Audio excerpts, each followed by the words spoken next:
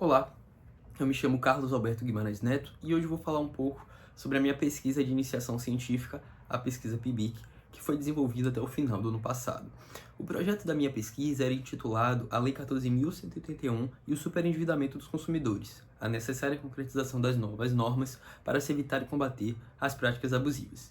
Em um primeiro momento, eu examinei o novo regramento, extraindo dele os principais direitos básicos, os novos princípios e os mecanismos de tratamento e prevenção que foram inseridos no CDC, e como referencial teórico os juristas mais reconhecidos acerca da matéria, seja porque foram coautores do próprio código, seja porque já estavam envolvidos há muito tempo com um projeto que resultou na lei do superendividamento. Eu tomei como referencial teórico Cláudia Lima Marques, Herman Benjamin, Bruno Miragem, Clarissa Costa de Lima, Sofia Vial, Karen Bertoncello, dentre outros pensadores, até mesmo de fora do campo do direito, a fim de trazer uma análise mais multissetorial. O resultado da primeira etapa da minha pesquisa foi a elaboração de uma cartilha. Nessa cartilha, eu trago os aspectos mais importantes da nova lei. Eu falo, por exemplo, do conceito de superendividamento, que faço uma diferença entre superendividamento ativo e superendividamento passivo, sobre a relação do conceito de superendividamento com o mínimo essencial, já que o próprio conceito ele fala que é superendividada aquela pessoa que não tem condições de arcar com as suas dívidas vencidas ou vincendas sem comprometer o seu mínimo essencial. Falo que a definição de mínimo essencial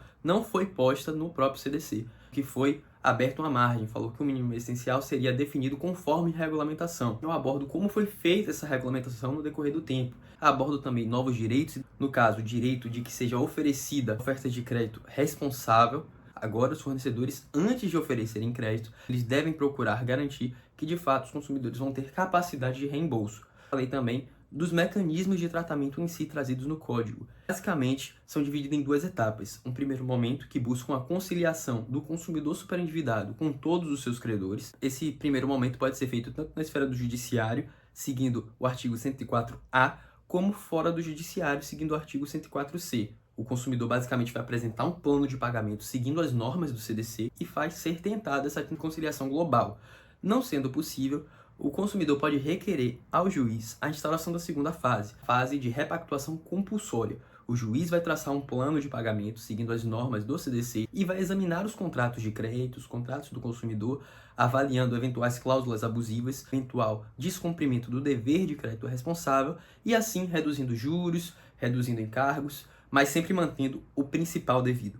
Bom, após essa primeira fase da pesquisa, foi iniciado um segundo momento que visava analisar como a lei está sendo aplicada e se, pelo menos, o referencial teórico que eu tomei, se estava sendo aplicada de forma correta ou não. Inicialmente, eu analisei os dados da PEC, pelo menos através desses dados, não estava havendo uma redução expressiva do número de consumidores superendividados após a nova lei.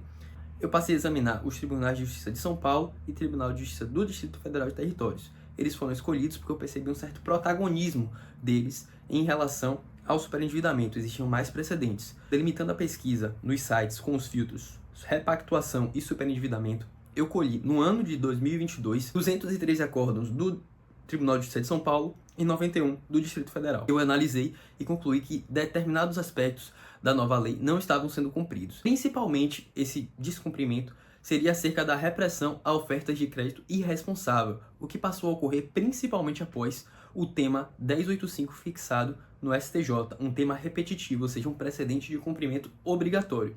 Esse tema ele falou que nos empréstimos comuns não se aplicaria as limitações que são aplicadas aos empréstimos consignados. Quando foi fixada a tese vinculante, não foi dito na própria tese que na oferta de empréstimos comuns deveria ser respeitado o mínimo essencial.